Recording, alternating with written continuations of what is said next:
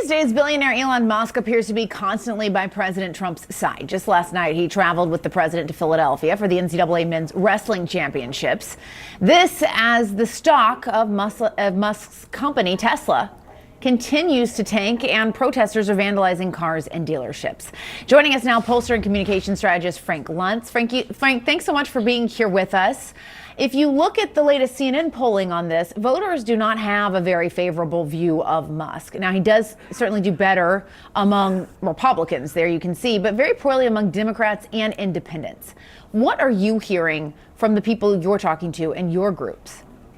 So we are doing focus groups and we are examining this. And let's be precise.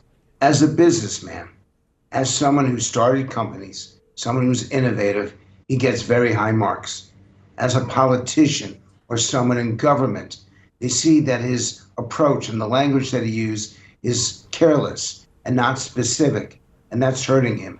You go back 5 years, and Elon Musk was the most popular business person in the country, and in fact, he was a hero among those aged 40 and under.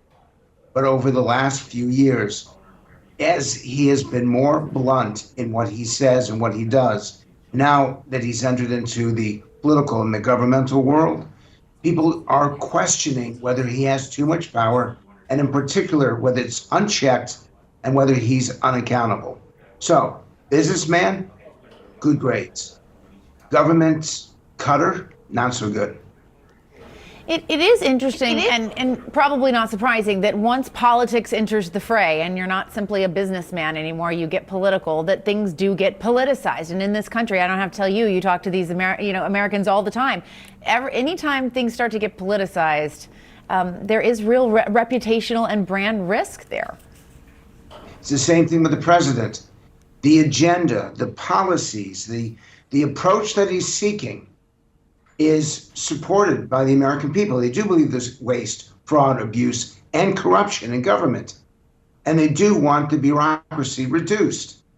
But they don't want it done haphazardly. They don't want it done with a chainsaw, which is that prop that Elon used. They want it done carefully, respectfully, decently.